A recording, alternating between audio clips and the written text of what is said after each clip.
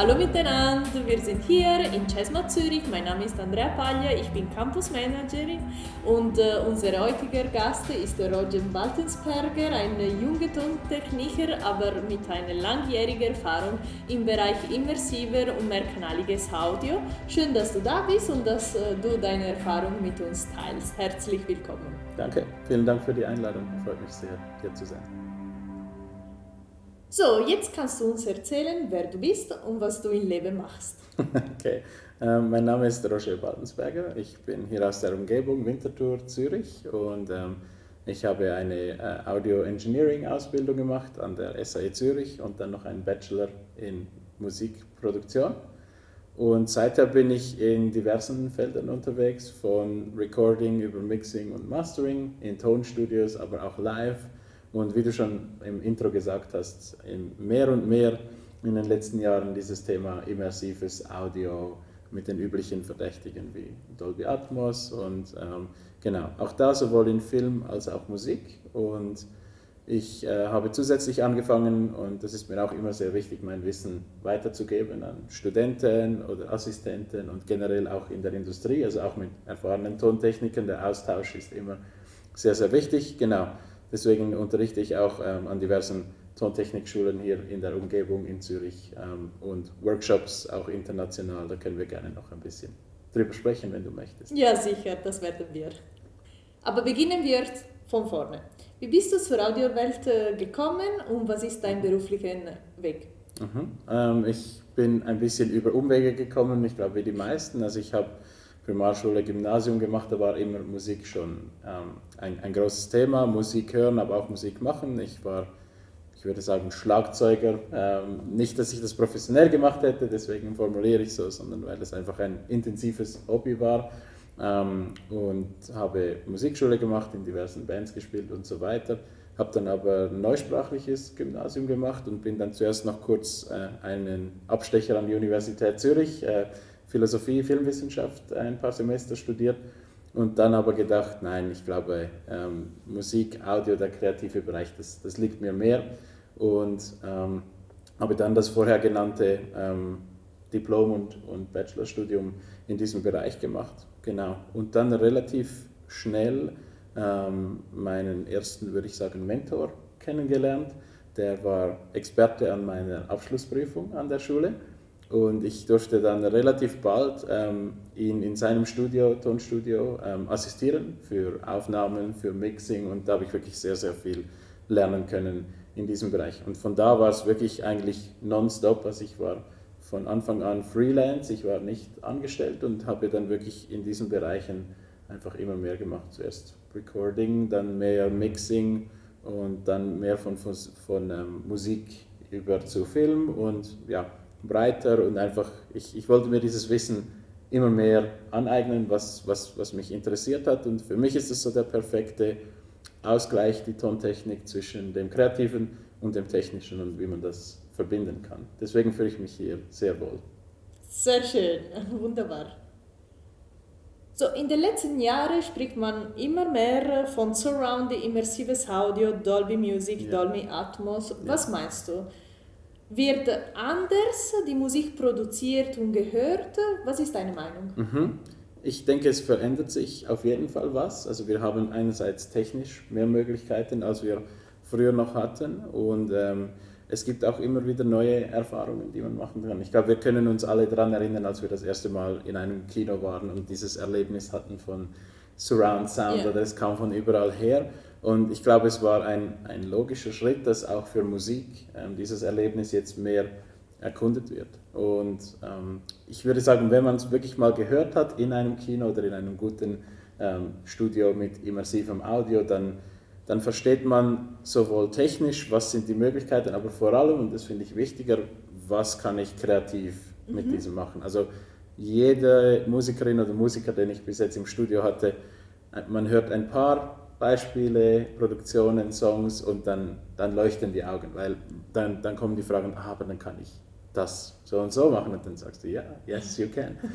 Und dann geht es schon los. Also ich glaube, es ist einfach eine andere Möglichkeit, es wird Stereo nicht ersetzen, das ist auch nicht die Intention, aber es ist einfach eine Möglichkeit, dass man das noch in einer anderen Version oder auf eine andere Weise einfängt, also Recording, oder auch reproduziert, also Playback in Kino, Kopfhörer oder auch Lautsprecher.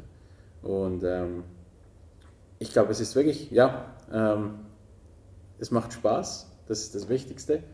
Und wenn es gut klingt, dann fühlt es sich auch sehr natürlich an, weil wir hören ja nicht nur in diesem Bereich, wir hören auch im echten Leben 360 Grad. Stimmt. Von dem her finde ich es sehr naheliegend, dass man es so versucht, und vielleicht kommt man sogar ein bisschen näher an die echte Erfahrung ran, als was man bisher kennt, mit nur Stereo zum Beispiel. Ah ja, Genau. schön. Dann gehen wir ein bisschen mehr in Details. Was bringt eigentlich immersives Audio im Vergleich mit Stereophonie? Haben wir nur ein spektakuläres Effekt oder etwas anderes? Ich glaube, wir haben einiges mehr. Also wir haben nicht nur ein technisches Format, sondern wirklich etwas, das emotional auch viel mehr wirken kann. Wenn man auch nur etwas hat wie ein Orchester in einem guten Raum, das Orchester ist immer noch vorne, aber der Raum, der um einen wirkt, das macht dann wirklich dieses Gänsehautgefühl. Gänsehaut, ja. Also es hat wirklich, emotional kann es auch sehr, sehr viel mehr wirken, glaube ich, weil es näher dran ist, wie schon vorher erwähnt, wie wir auch im echten Leben hören. Also wenn wir an ein klassisches Konzert gehen, dann ist es meistens in einem sehr schön klingenden Raum. Wenn wir das abbilden können, dann haben wir wirklich diese Illusion von, du bist wirklich in diesem Raum. Deswegen heißt es ja immersiv, wir können eintauchen in dieses Audio. Also das ist in diesem Wort schon ein bisschen versteckt oder impliziert, dass wir diesen Mehrwert eigentlich da rausbringen. Und es ist auch wirklich zugänglicher, als es früher war, weil wir diese technologischen Mittel haben, dass wir das zum Beispiel auch mit Kopfhörern abspielen können, weil wir sehr viele technische oder psychoakustische Tricks benutzen können, dass man auch mit Kopfhörern das Gefühl hat, okay, es hat Sachen hinter mir und über mir und um mich herum. Das heißt, es ist nicht nur für ein paar exklusive, sehr spezielle, teure Räume oder Kinos, sondern man kann es wirklich vom Smartphone mit Kopfhörer und hat auch schon diesen gewissen Mehrwert. Und eben, das ist sicher auch ein Thema, wie übersetzt es für die breite Masse. Und die Antwort, zumindest in den aktuellen Mainstream-Formaten, ist, wir haben diese sogenannte Binauralisierung, wie sie es nennen, für Kopfhörer, dass wir das auch mit ganz normalen Mitteln hören und erleben können. Also das Publikum hat ein intensiver Erlebnis. Ich glaube schon, ja, also einfach wirklich, es kann näher an diesem echten Erlebnis, das wir haben können, sein. Es kann aber auch sehr, sehr viel weiter weg sein. Oder es kann etwas sein, das wir gar nicht erleben können. Wir können, wenn wir das Orchesterbeispiel nochmal nehmen, das muss nicht vor uns sein, das Orchester kann auch um uns herum aufgestellt sein. Wir hören die verschiedenen Sections von Violine, Viola, Cello, Bass um uns herum. Ja. Das haben wir im echten Leben nicht. Sehr selten darf man in der Mitte von einem Orchester sitzen. Das heißt, wir können komplett fiktive Welten machen oder auch eine Abbildung vom Echten. Ich glaube, es gibt einfach nochmal mehr kreative Optionen und grundsätzlich ist das etwas Gutes. Ja, auf jeden Fall. Cool. Okay, aber eine normale Person verfügt nicht über eine super teure oder super professionelle Ausrüstung, um Musik zu hören. Das stimmt. Das habt ihr aber als Toningenieur und ihr arbeitet mit dem. Wie siehst du die Situation? Ja, ich glaube, das war schon seit langer Zeit so. Also auch früher, als es eben nur Stereo gab es schon die richtig großen, teuren Systeme, als wir Vinyl gehört haben und dann richtig große Lautsprecher hatten. Und dann gab es irgendwann die einfacheren Sachen wie ein Sony Walkman oder ein iPod oder heute die Smartphones, die direkt Lautsprecher eingebaut haben.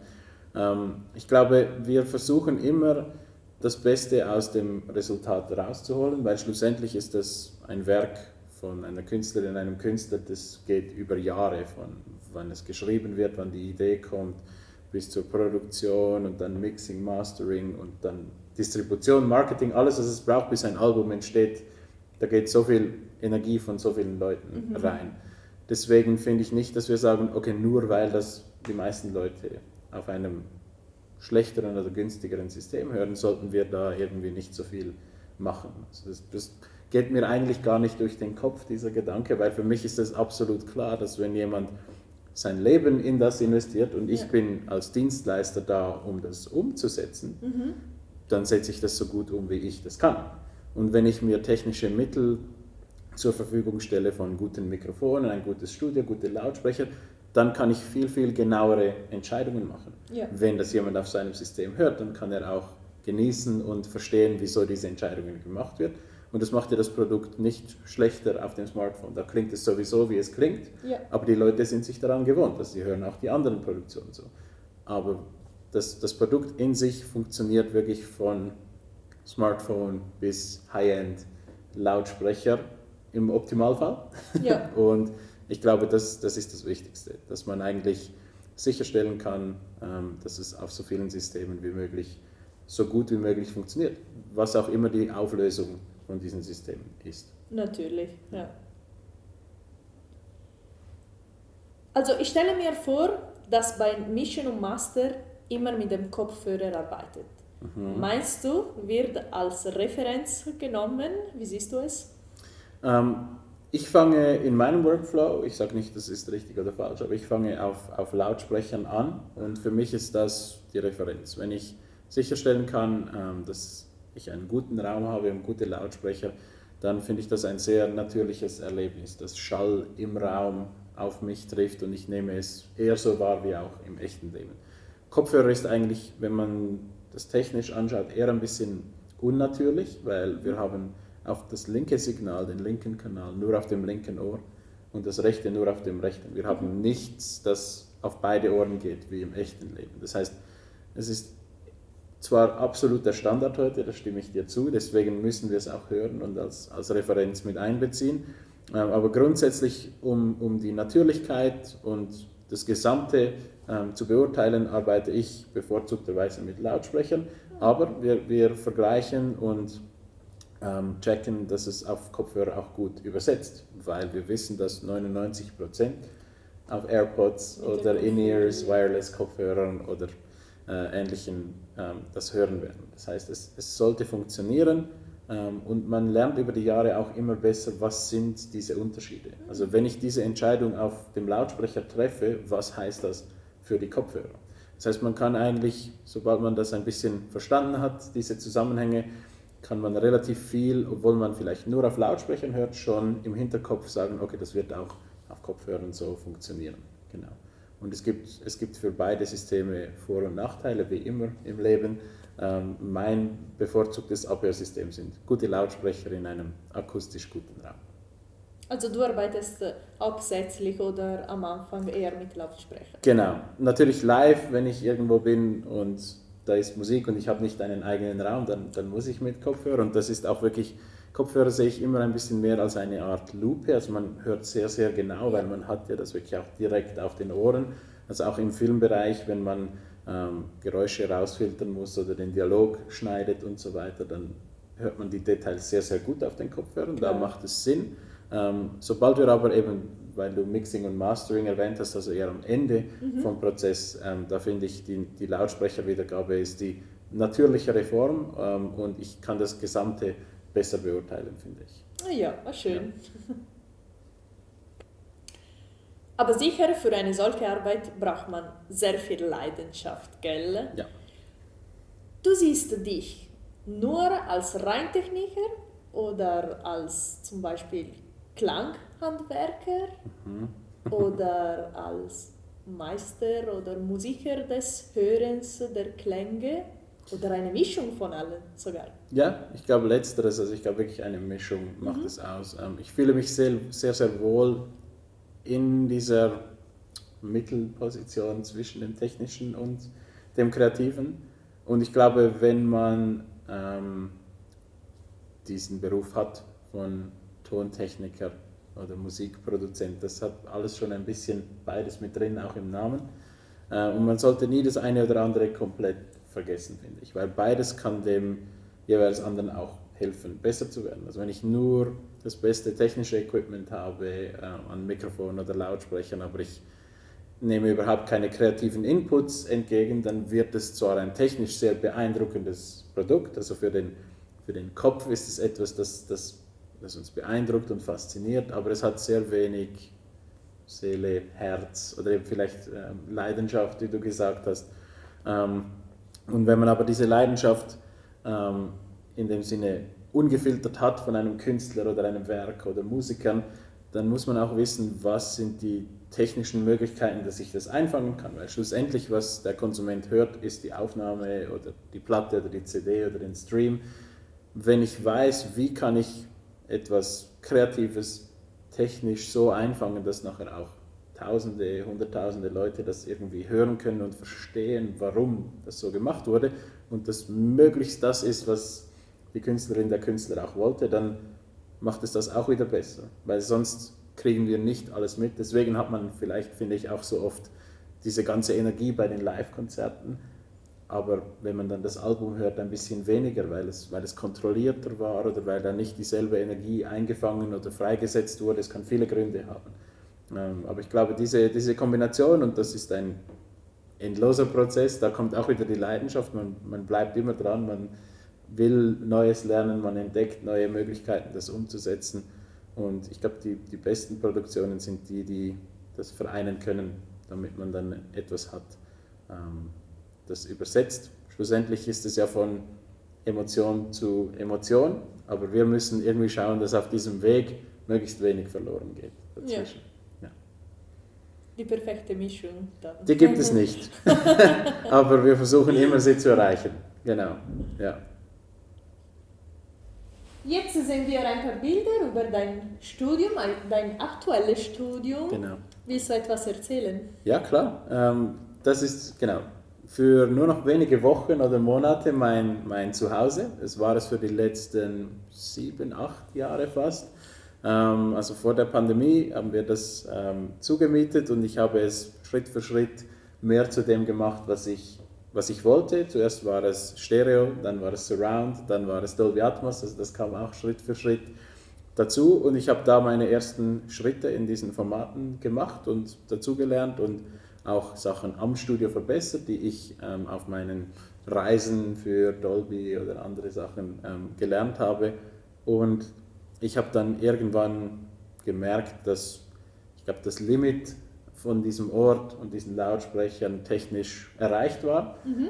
Ich aber noch nicht ausgelernt hatte oder finde, okay, ich könnte noch weitergehen oder ich will das noch ausprobieren oder wenn man das so und so macht, könnte man wahrscheinlich besser dies und das. Also es gibt sehr, sehr viele technische Gedanken, aber auch kreative oder im Bereich Dienstleistungen. Wir haben jetzt ein neues Studioprojekt im Gange. Ja. Und das, wie gesagt, in wenigen Wochen von dem Datum, wo wir jetzt das Interview hier filmen, vielleicht, wenn die Leute das sehen, steht es schon. Und da habe ich einfach versucht, alles, was ich gelernt habe in diesen letzten Jahren, seit ich da war, mit reinzubringen im Design vom Raum, sowohl vom Raum als ein solcher, wie man sich darin fühlt, wie man sich darin bewegt, was alles wichtig ist für die Ergonomie, natürlich auch akustisch, das ist immer die Priorität Nummer 1 fürs Tonstudio, aber das andere ist eigentlich wirklich auch, finde ich, fast genauso wichtig, weil man den ganzen Tag in diesem Raum verbringt. Yeah. Oder? Also es hat wirklich all diese Aspekte, die eine Rolle spielen und diese Reisen mit diesen Workshops, Studiobesuchen, Studioeinmessungen können wir, wenn du möchtest, auch gerne noch ein bisschen drüber sprechen, haben sehr, sehr, sehr viel Lernerfahrung und neue Ansätze und so in mir geweckt und ich konnte all das mitnehmen und sagen, gut, jetzt, wenn ich nochmal von Null anfange und das wirklich aufbaue nach meinen Ideen, dann muss ich das und das und das am besten einhalten und ich glaube, wir sehen bald, ob ich das schaffen werde. Ja, sicher. Und der Fokus ist hier auch auf, wie wir vorher schon hatten, Mixing und Mastering für immersive Formate. Also das ist nicht etwas Alltägliches, glaube ich. Also es gibt im Verhältnis zu normalen Stereo-Studios gibt es viel, viel weniger Atmos-Studios oder immersive Studios und im Verhältnis zu immersiven Studios gibt es sehr, sehr viel weniger Mastering-Studios in diesem Bereich. Also es ist eine Nische in einer Nische fast schon. Ja. Ich finde aber, dass es sehr sinnvoll ist, alles, was wir in den letzten 60, 70 Jahren für Stereophonie gelernt haben und Stereoproduktionen, dass wir das auch mit in diese immersive Welt nehmen. Bei Stereo ist es absoluter Standard, dass wir ein Mixing machen und dann ein Mastering und dann ist es veredelt und abgeschlossen und dann wird es veröffentlicht. Ja. In Immersive ist das noch nicht so der Standard. Ah. Und wir wissen, was die Vorteile sind im Stereo. Und die Vorteile sind mindestens so groß, wenn nicht sogar noch einflussreicher, weil wir so viele mehr Kanäle haben, für dieses Mastering vor allem. Und ich finde, einerseits ist es sinnvoll, diese Nische zu füllen und andererseits ist es aber auch ein sehr, sehr hoher Anspruch an die Lautsprecher, an die Akustik, dass man überhaupt sagen kann, das ist ein immersives Mastering-Studio. Also es ist ein sehr, sehr großes Investment an Zeit und Design und Ausarbeitung dieser einzelnen Aspekte. Und ja, ich versuche mein Bestes. Wir schauen, wo ich landen werde. Viel Glück. Danke. Und die Infrastruktur, diese Lautsprecher, sind sehr besonders, gell? Die sind sehr besonders. Der Hersteller nennt sich Ex Machina. Die sind aus Brooklyn, New York. Und die habe ich vor ein paar Jahren kennengelernt. Das ist eine sehr junge Firma, ein junges Team. Sie sind super dynamisch auch. Das System, das sie für mich zusammengestellt haben, ist fast komplett custom, also nach meinen Vorstellungen. Also es gibt einen von diesen Lautsprechern gibt es so zu kaufen. Die anderen sind in der Diskussion entstanden. Ich habe gesagt, eigentlich sollte ich das und das haben in einem Lautsprecher, wenn ich das fürs Mastering hören will, was ich finde, muss man hören. Ja. Und dann haben sie gesagt, ja, dann sollten wir das so und so machen und das noch anpassen und das ändern und so. Also es war wirklich eine super Zusammenarbeit. Wir haben das vor, ich glaube, 2 Jahren angefangen, als ich das erste Mal gesagt habe, hey, ich will ein Atmos Mastering Studio bauen und ich glaube, ihr macht die besten Lautsprecher, die ich kenne. Und jetzt haben sie nochmal ein bisschen für meinen Zweck bessere Anpassungen gemacht, um wirklich einfach all diese Ziele, die ich hatte, noch ein bisschen näher zu bringen. Also das sind schon sehr, sehr spezielle Lautsprecher und dieses Package, das sie für mich zusammengestellt haben, ist nochmal ein bisschen mehr. Wie gesagt, diese Nische in der Nische. Deswegen gibt es das nicht einfach so bis jetzt, weil das im Verhältnis zu all den Studios, die es gibt, ein sehr, sehr spezifischer Anspruch ist. Der ist hauptsächlich aus all diesen Erfahrungen entstanden, von vielen Besuchen an der IS Convention, also Audio Engineering Society, diese internationalen Messen, wo man diese Vorträge hat und all diese Leute mit extremem Wissen in diesen Bereichen und dann diese Studioeinmessungen, die ich für Dolby machen konnte und wirklich messen, hören. Einen ganzen Tag pro Studio habe ich Zeit, um wirklich zu beurteilen, wie funktioniert das, was kann ich besser machen. Und genau, da lernt man die guten und die schlechten Seiten von Lautsprechern kennen. Man hat dann nicht nur einfach diesen Namen und dieser Name ist berühmt oder den habe ich schon in den großen Studios gesehen oder diese Lautsprecher kosten 10.000, die müssen ja gut sein. Man lernt dann, dass nicht Preis immer gleich Performance ist und was auch seine Vorlieben oder so sind. Also ich will nicht sagen, das sind die besten Lautsprecher oder das beste Studio, aber das, was ich finde, ist der sinnvollste Ansatz, um das umzusetzen, was ich will. Und auch, dass meinem Geschmack entspricht, weil schlussendlich, wie gesagt, technisch und kreativ, es ist auch immer noch subjektiv am Ende des Tages.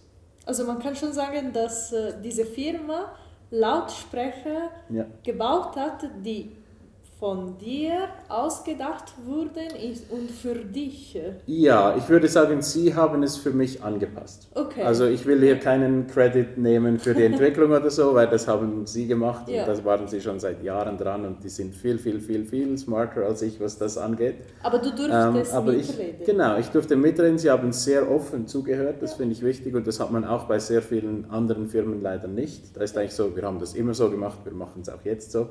Das war bei Ex Machina gar nicht so. Sie haben zugehört und es war ein Dialog. Und ich würde sagen, das ist so eine Anpassung ihrer bestehenden Möglichkeiten anhand von meinen Wünschen, Vorstellungen, Ideen. Und sie haben gesagt, das macht keinen Sinn, das würde ich eher so machen. Also gewisse Sachen habe ich am Anfang anders gewünscht und sie haben gesagt, aber du könntest auch so. Und dann habe ich, also gewisse Sachen habe ich so gemacht, wie zum Beispiel der Gründer der Firma mir das empfohlen hat, weil das Sachen sind, die ich mir auch noch nicht so überlegt habe. Aber wenn er sie sachlich mir erklärt, absolut sinnvoll sind. Ja. Genau, also wir machen ein paar Sachen anders, das sind dann sehr, sehr technische Sachen, aber soweit ich weiß, und wenn das im Internet landet, das Video, korrigiert mich gerne oder lasst mich wissen, aber soweit ich weiß, gibt es kein Studio weltweit, das das so umsetzt, wie ich das umsetze, vom Ansatz, wie ich mit den Lautsprechern und Kanälen umgehe, und was der Anspruch an das Gesamtsystem ist. Also genau, ich versuche wirklich das, was ich gelernt habe, so gut es möglich ist, umzusetzen. Ja, es klingt als ein tolles Projekt und Es wird macht es Spaß. auch sein. Ja, Wir freue wünschen mich. dir alles Gute schon ab Vielen jetzt. Dank, ja, Auf und jeden herzlich Fall. willkommen, sobald es offen ist. Können Ja, wir gerne sicher. eine Studio-Tour und Behind the Scenes auch machen, Ja, wenn ihr möchtet. Ja. Gerne. Wir kommen gerne vorbei. Ja. Cool. Kommen wir in die Praxis zurück und zum Beispiel erzähl mal, welche Herausforderungen gibt in einem Mehrkanal- oder Dolby Atmos Projekt gibt. Es gibt sehr viele, die gibt es auch in Stereo, aber es gibt wahrscheinlich ein paar andere oder ein paar mehr, weil wir so ein komplexes System haben an Lautsprechern und Möglichkeiten. Wir haben all diese Möglichkeiten, die wir nutzen können. Das heißt aber, es gibt die Gefahr, dass wir uns im Technischen verlieren und ein bisschen das Kreative vergessen. Oder dass wir sagen, wow, alles kann sich um uns herum bewegen, aber eigentlich geht es um einen Song oder ein Arrangement oder ein Stück Musik. Also wir müssen schauen, dass wir immer noch der Musik dienen und dafür arbeiten und nicht nur mit den technischen Möglichkeiten. Ja. Das ist das eine. Da merke ich auch, dass wenn ich Workshops mache mit Singer-Songwritern, zum Beispiel war ich gerade vor kurzem an der Stockholm Music Week in Schweden und da haben wir Workshops gemacht mit jungen, so 20, 25-jährigen Singer-Songwriters, ungefähr 30 Leute, und die wussten nichts von Dolby Atmos. Und wir haben ihnen gesagt, das geht im Fall auch mit Kopfhörern, also bringt einfach euren Laptop mit eurem Programm, wo ihr diese Musik schreibt, und Kopfhörer, und wir haben ihnen nur das absolute Minimum gesagt, was sie wissen mussten, dass sie das bewegen konnten und wie sie das überhaupt machen. Aber nichts von den technischen Details wirklich erklärt oder wie es zustande kommt oder was Dolby Atmos ist, Ja. und alles, sondern wirklich das Minimum. Und das waren ein paar wirklich der besten Mischungen, die ich bisher gehört habe, weil sie sich auf den Song fokussiert haben und gesagt haben, was hilft meinem Song? Nicht, was kann ich technisch machen, sondern was hilft meinem Song. Aus der künstlerischen Seite Richtig, sozusagen. genau. Ja. Und das ist gefährlich, wenn man Tontechniker ist, weil man ist Techniker, zu einem Teil zumindest. Und da hat man ein größeres Risiko, glaube ich, dass man sich verliert in diesem technischen Teil. Und dann ist es immer auch wieder erfrischend, wenn man zum Beispiel so mit jungen Leuten zusammenarbeiten kann, die es einfach anders machen, weil sie eigentlich die technischen Sachen gar nicht kennen oder sie kümmern sich gar nicht um das, es interessiert sie eigentlich gar nicht. Sie wollen ja nur ihren Song kreativ anders nochmal umsetzen mit diesen Möglichkeiten.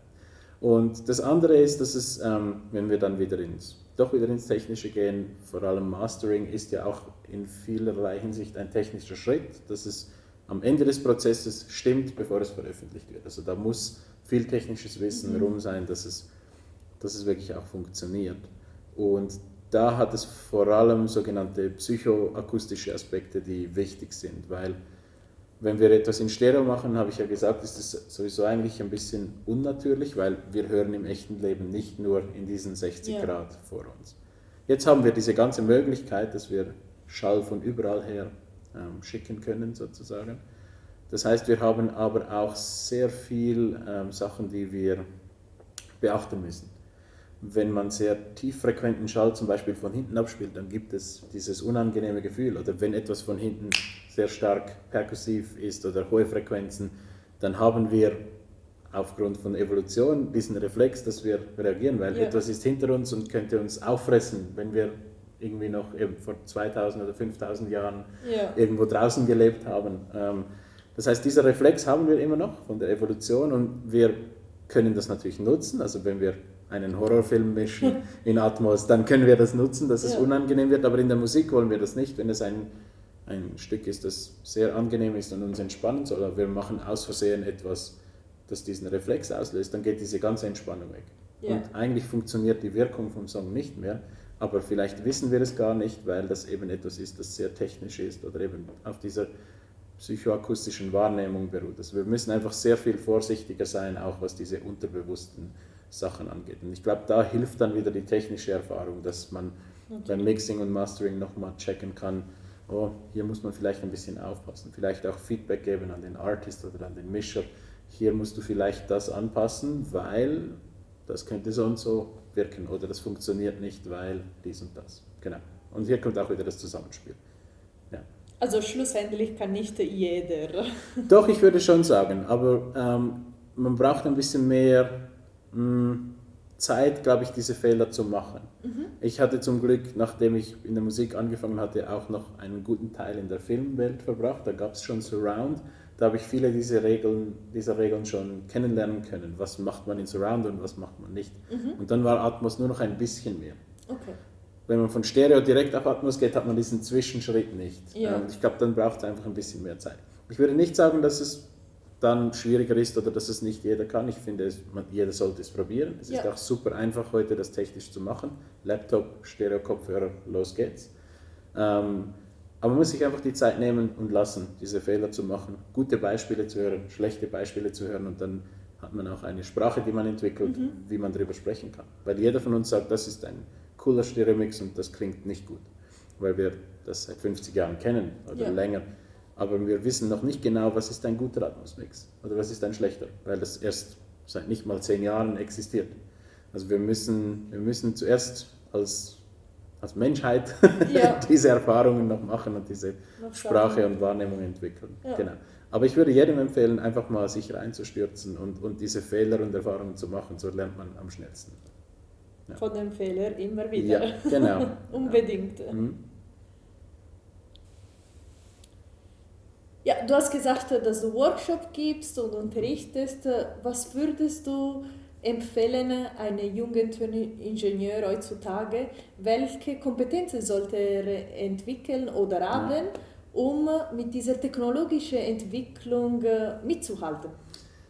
Ich glaube, es braucht auf jeden Fall wieder, was wir ganz am Anfang gesagt haben, diese Passion, diese Leidenschaft. Dann passiert sehr, sehr viel automatisch. Dann kann man eine Nacht lang sich mit Mikrofonen oder Lautsprechern beschäftigen oder mit irgendeinem digitalen Netzwerkstandard oder weiß was. Ja.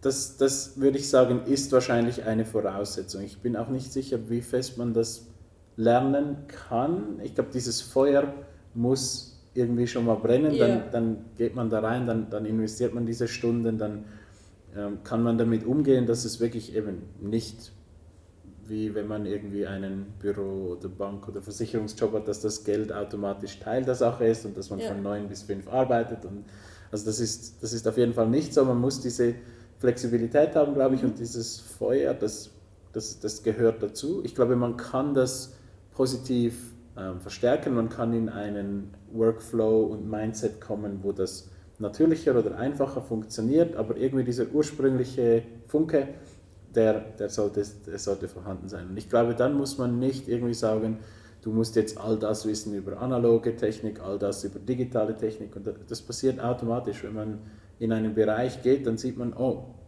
was ist das, das kenne ich nicht.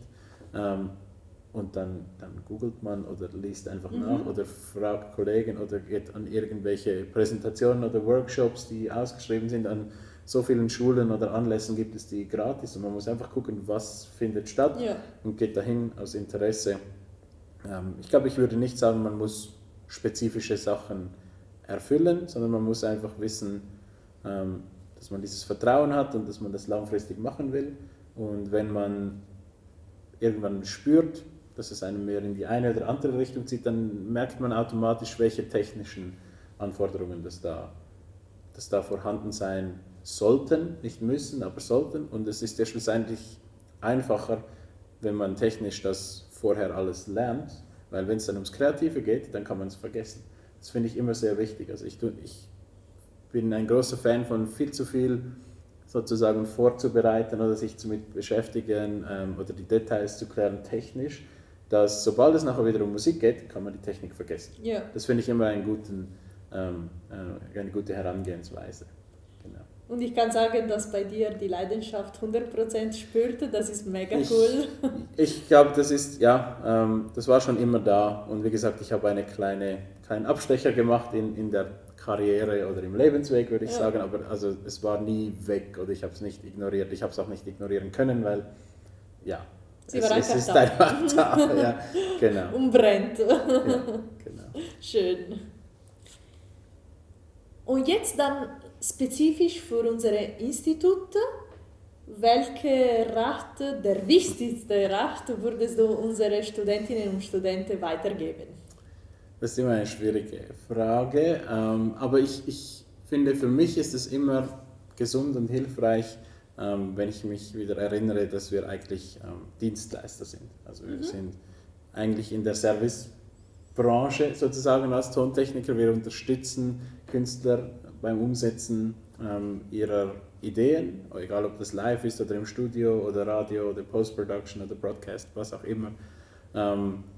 Schlussendlich ist es ein Dienstleistungsjob und ich glaube, das hat sehr viel mit der Art zu tun, wie man spezifisch arbeitet in der Tontechnik, aber auch das Ganze drum und dran. Also warum ist es so wichtig, dass man ein Studio hat, das eben sich angenehm anfühlt oder dass man vielleicht eine gute Kaffeemaschine hat oder so. Also es sind viele so kleine Sachen, die rundherum auch sehr wichtig sind, weil schlussendlich arbeitet man mit Menschen zusammen und diese Menschen gehen an einen Ort, wo sie sehr offen, vielleicht verwundbar sind und etwas von sich sehr Persönliches zeigen und teilen und das auch einem anvertrauen. Und das soll man wertschätzen und da eine angenehme Umgebung schaffen können. Und das gilt für die Zusammenarbeit, das gilt für die Orte, wo man ist und die Art und Weise, wie man sich sieht. Ich glaube, man kann sich sehr gerne als Künstler auch sehen, als tontechnischen Künstler. Du hattest auch ein paar dieser Worte in einer Frage, eben ein Werk von Ton, das wir schaffen. Aber ich finde, wenn man da ein bisschen auf dem Boden bleibt und sich wieder erinnert, dass man eigentlich eine Dienstleistung für jemanden erbringt, dann ist das gesund für die Dienstleistung selber, fürs Ego. Und ich glaube, man sollte für sich eigentlich den Frieden schließen, damit dass man ein bisschen im Hintergrund ist. Behind the scenes, hinter den Kulissen, weil man nicht eben in der Mitte der Bühne ist, normalerweise mit 1000 Lichtern, sondern eher im Hintergrund. Und wenn man sich da wohlfühlt, dann findet man eine gute Nische, wo die Leute auch wertschätzen, dass man das macht. Also, ja. Und ich glaube, dann zieht man entsprechend auch wieder diese Positivität und Energie aus dem Ganzen und kann eben auch diese 12, 15 Stunden Tage, die es teilweise gibt, zum Beispiel auch machen, weil man diese Interaktion und Positivität auch wieder zurückspürt, im Optimalfall. Genau. Schön, also schon als Fachperson, als Experte, aber eher als Hilfe. Ich würde sagen schon, ja, genau. Und wenn das Gegenüber merkt, dass man diese Kompetenz hat, dann gibt es auch eine Sicherheit. Ja. Und das passiert automatisch, da muss man nicht sagen, guck mal, was ich alles habe oder was ich alles kann. Das passiert automatisch, das liest ein Künstler zwischen den Zeilen, weil die haben diese Sensibilität, dass das übersetzt. Ich glaube, da muss man einfach seine Arbeit gut machen, gewissenhaft, technisch korrekt. Man sollte diesen Anspruch an sich selber haben, finde ich. Und dann kann man diesen Mehrwert schöpfen und diese Brücke schlagen von, in dem Sinne, dem Ursprung vom kreativen Projekt, bis man das als Konsument hört, dass man diese Übersetzung möglichst unsichtbar macht eigentlich. Ja. Aber dann hat man ein tolles Produkt. Ich finde auch, und es macht Spaß. Also das ist schlussendlich auch immer noch das Wichtigste. Ja. Vielen herzlichen Dank, Roger. Es war ein sehr spannendes und interessantes Gespräch mit dir. Schön, dass du hier gekommen bist. Vielen, vielen herzlichen Dank. Gerne. Danke für die Einladung und die Fragen. Sehr spannend. Ja, sehr gerne. Und dir alles Gute und viel Erfolg für dein baldiges Projekt. Ja. Danke. Danke vielmals. Bis bald. Tschüss miteinander. Nein.